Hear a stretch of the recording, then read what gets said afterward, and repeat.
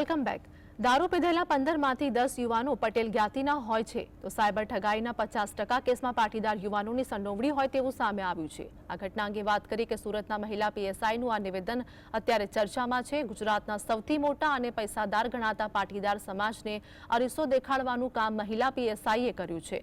સુરતના સરથાણા પોલીસ સ્ટેશનના મહિલા પીએસઆઈ ઉર્વિશા મેદપરાનો વિડીયો વાયરલ થયો છે, જેમાં તેઓ સમાજના યુવાનોને ટકોર કરી રહ્યા છે કે દારૂના વ્યસનમાં મોટા ભાગે પટેલ યુવાનો હોય છે।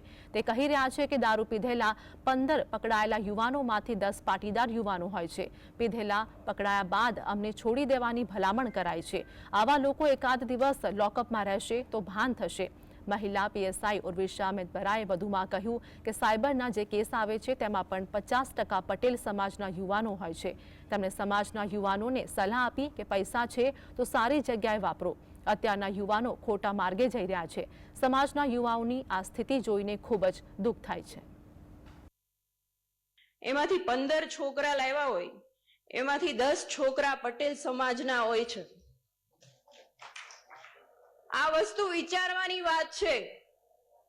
મને જોઈને બહુ દુઃખ થાય છે કે અને પછી તમે હાથ જોડો છો આવીને કે સાહેબ તમે તો પટેલ છો, તમે તો સમજો। દીકરાથી અંદર લોકઅપમાં રહેશે ને તો એને ખ્યાલ આવશે કે આ વસ્તુ ન કરાય। આ વસ્તુ વિચારવાની વાત છે। શું કામ આવું કરો છો? તમારી પાસે પૈસા છે તો સારી જગ્યાએ વાપરો ને। અને જે સાયબર ફ્રોડના કેસ આવે છે એમાં 50% પટેલ સમાજ હોય છે।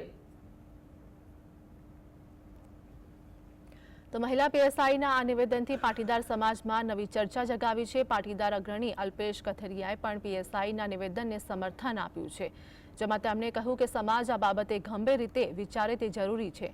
સમાજના લોકોએ મંથન કરી આ મુદ્દે ઉકેલ લાવવાનો પ્રયાસ કરવો જોઈએ। પાટીદાર અગ્રણી જયેશ પટેલે પણ મહિલા પીએસઆઈના નિવેદનને સમર્થન આપ્યું હતું। એમનું દુઃખ છે એ ચોક્કસ સાર્થક છે કે એમની સામે જે પણ બનાવો આવ્યા છે અને એમણે જે નિવેદન કર્યું છે એની જગ્યાએ એ હકીકત છે, પણ એ એક વિસ્તાર, એક નાના એવા પોકેટની વાત છે। જ્યારે સમગ્ર ગુજરાતની આપણે વાત કરતા હોઈએ ત્યારે કોઈ પણ વ્યક્તિ, કોઈ પણ સમાજની વ્યક્તિ નશામાં ન રહે એ પણ ખૂબ જરૂરી છે।